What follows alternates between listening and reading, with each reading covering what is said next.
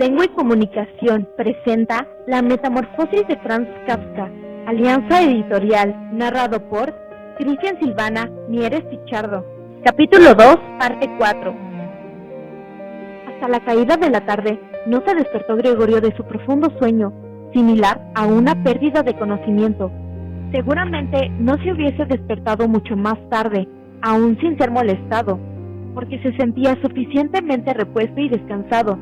Sin embargo, le parecía como si le hubiese despertado unos pasos fugaces y el ruido de la puerta que daba al vestíbulo al ser cerrada con cuidado. El resplandor de las farolas eléctricas de la calle se reflejaba pálidamente aquí y allí en el techo de la habitación y en las partes altas de los muebles, pero abajo, donde se encontraba Gregorio, estaba oscuro, tanteando todavía torpemente con sus antenas, que ahora aprendía a valorar. Se deslizó lentamente hacia la puerta para ver lo que había ocurrido ahí. Su costado izquierdo parecía una única y larga cicatriz que le daba desagradables tirones y lo obligaba realmente a cojear con sus dos filas de patas. Por cierto, una de las patitas había resultado gravemente herida durante los accidentes de la mañana. Casi parecía un milagro que solo una hubiese resultado herida y se arrastraba sin vida. Solo cuando ya había llegado a la puerta, advirtió que lo que le había traído hacia ella era el olor a algo comestible, porque ahí había una escudilla llena de leche dulce en la que nadaban trocitos de pan. Estuvo a punto de llorar de alegría, porque ahora tenía aún más hambre que por la mañana, e inmediatamente introdujo la cabeza dentro de la leche, casi hasta por encima de los ojos. Pero pronto volvió a sacarla con desilusión. No solo comer le resultaba difícil debido a su delicado costado izquierdo. Solo podía comer si todo su cuerpo cooperaba jadeando, sino que además la leche, que siempre había sido su bebida favorita y que seguramente por eso la había traído la hermana, ya no le gustaba. Es más, se retiró casi con repugnancia de la escudilla y retrocedió a rastras hacia el centro de la habitación. En el cuarto de estar, por lo que veía Gregorio a través de la rendijilla de la puerta, estaba encendido el gas, pero mientras que, como era habitual a estas horas del día, el padre solía leer en voz alta a la madre y a veces también a la hermana el periódico vespertino, ahora no se oía algún ruido. Bueno, quizá esta costumbre de leer en voz alta, tal como le contaba y le escribía siempre su hermana, se había perdido del todo en los últimos tiempos. Pero todo a su alrededor permanecía en silencio, a pesar de que sin duda la casa no estaba vacía. «¿Qué vida tan apacible lleva la familia?», se dijo Gregorio, y mientras miraba fijamente la oscuridad que reinaba ante él, se sintió muy orgulloso de haber podido proporcionar a sus padres y a su hermana la vida que llevaban en una vivienda tan hermosa. Pero, ¿qué ocurriría si toda la tranquilidad, todo el bienestar, toda la satisfacción llegase ahora a un terrible final? Para no perderse en tales pensamientos, prefirió Gregorio ponerse en movimiento y arrastrarse de acá para allá por la habitación. En una ocasión, durante el largo anochecer, se abrió una pequeña rendijilla, una vez en una puerta lateral y otra vez en la otra, y ambas se volvieron a cerrar rápidamente. Probablemente alguien tenía necesidad de entrar, pero al mismo tiempo sentía demasiado vacilación. Entonces Gregorio se paró justamente delante de la puerta del cuarto de estar, decidido a hacer entrar de alguna manera al indeciso visitante, o al menos para saber de quién se trataba, pero la puerta ya no se abrió más y Gregorio esperó en vano. Por la mañana temprano, cuando todas las puertas estaban bajo llave, todos querrían entrar a su habitación.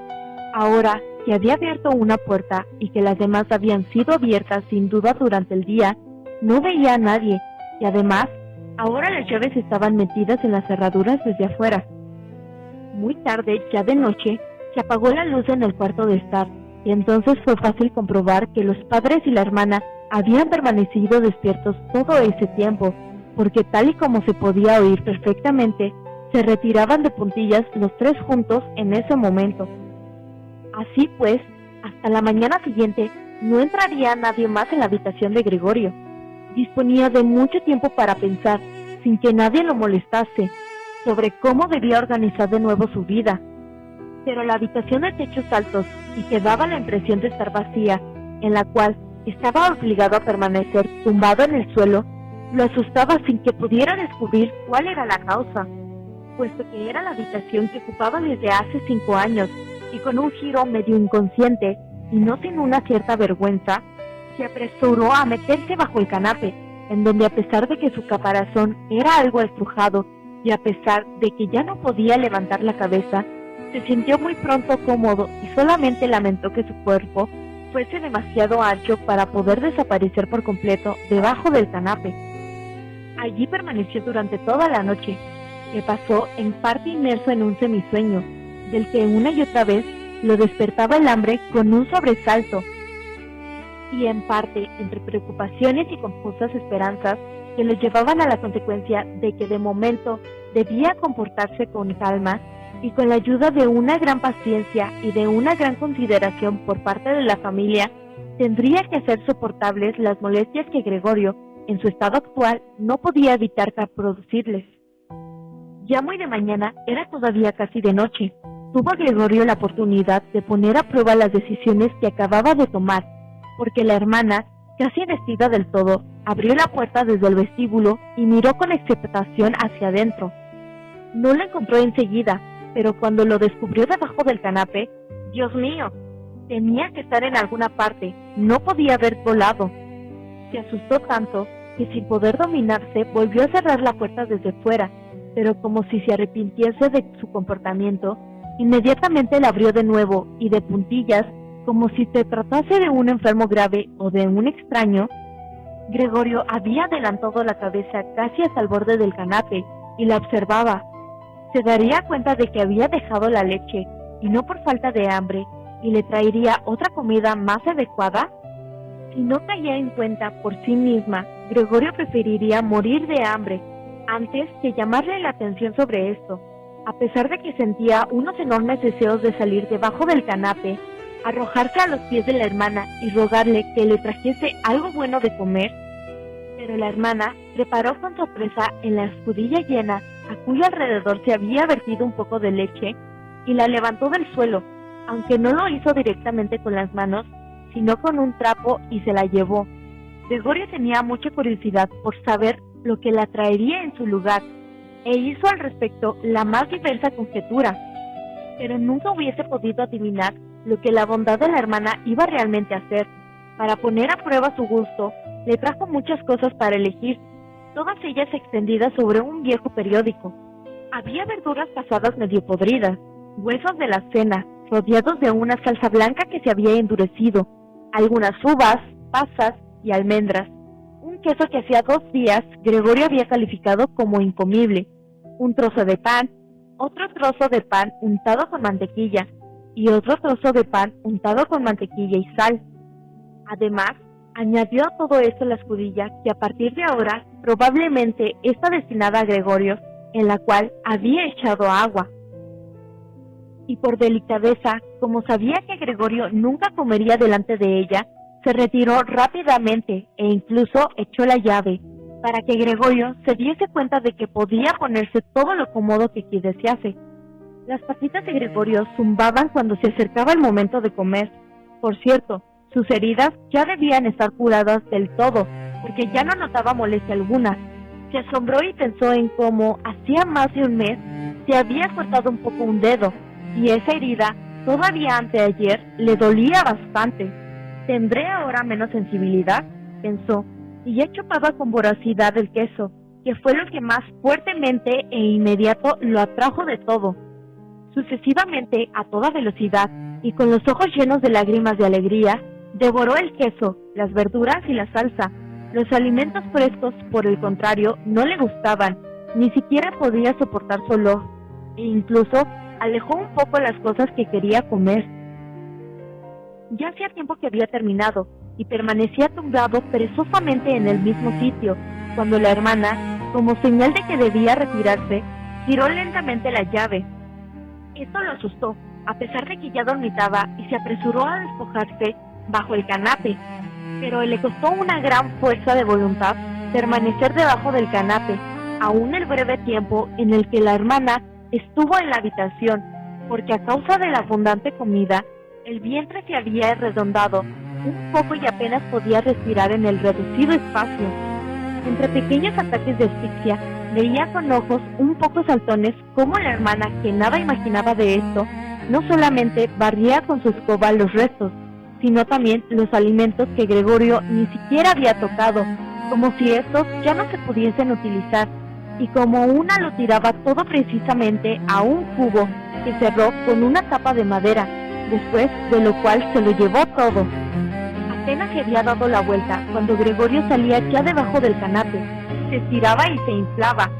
De esta forma recibía Gregorio su comida diaria una vez por la mañana, cuando los padres y la criada todavía dormían, y la segunda vez después de la comida del mediodía, porque entonces los padres dormían un ratito y la hermana mandaba a la criada a algún recado. Sin duda, los padres no querrían que el Gregorio se muriese de hambre, pero quizá no hubieran podido soportar enterarse de sus costumbres alimenticias más de lo que de ellas les dijese la hermana. Quizá la hermana quería ahorrarles una parte. De hecho, ya sufrían bastante. Gregorio no pudo enterarse de las excusas con las que el médico y el cerrajero habían sido despedidos de la casa en aquella primera mañana, puesto que como no podían entenderle nadie, ni siquiera la hermana, pensaba que él pudiera entender a los demás, y así, cuando la hermana estaba en su habitación, tenía que conformarse con escuchar de vez en cuando sus suspiros y sus invocaciones a los santos. Solo más tarde, cuando ya se había acostumbrado un poco a todo naturalmente, nunca podría pensarse en que se acostumbrase del todo. Cazaba Gregorio a veces una observación hecha amablemente, o que así podía interpretarse. Hoy sí que le ha gustado, decía cuando Gregorio había comido con abundancia, mientras que en el caso contrario, que poco a poco se repetía con más frecuencia, solía decir casi con tristeza: hoy ha sobrado todo. Mientras que Gregorio no se enteraba de novedad alguna de forma directa, escuchaba algunas cosas procedentes de las habitaciones contiguas, y allí donde escuchaba voces solo una vez, corría enseguida hacia la puerta correspondiente y se estrujaba con todo su cuerpo contra ella. Especialmente, en los primeros tiempos no había ninguna conversación que de alguna manera, si bien solo en secreto, no se tratase de él. A lo largo de 2 días, se escucharon durante las comidas discusiones como si se deberían comportar ahora, pero también entre las comidas se hablaba del mismo tema, porque siempre había en la casa al menos 2 miembros de la familia, ya que seguramente nadie quería quedarse solo en casa, y tampoco podían dejar de ningún modo la casa sola. Incluso ya el primer día de la criada, no estaba del todo claro qué y cuánto sabía de lo ocurrido. Había pedido de rodillas a la madre que le despidase inmediatamente, y cuando en cuarto de hora después se marchaba con lágrimas en los ojos, daba gracias por el despido, como por el favor más grande que pudiese hacerle, y sin que nadie se lo pudiese, hizo solamente juramento de no decir nada a nadie. Ahora la hermana, junto con la madre, tenía que cocinar, si bien no ocasionaba demasiado trabajo, porque apenas se comía nada. Una y otra vez escuchaba a Gregorio cómo uno animaba en vano al otro que comiese, y no recibía más contestación que «gracias, tengo suficiente», o algo parecido. Quizá tampoco se bebía nada. A veces la hermana preguntaba al padre si quería tomar una cerveza, y se ofrecía amablemente a ir ella misma a buscarla. Y como el padre permanecía en silencio, añadía para que él no tuviese reparos que también podía mandar a la reportera. Pero entonces el padre respondía por fin con un poderoso no, y ya no se hablaba más del asunto. Ya en el transcurso del primer día, el padre explicó tanto a la madre como a la hermana toda la situación económica y las perspectivas. De vez en cuando se levantaba de la mesa y recogía de la pequeña caja marca Wertheim, que había salvado de la quiebra de su negocio ocurrido hace 5 años, algún documento o libro de anotaciones. Se oía cómo abría el complicado cerrojo y lo volvía a cerrar después de sacar lo que buscaba. Estas explicaciones del padre eran en parte la primer cosa grata que Gregorio oía desde su encierro.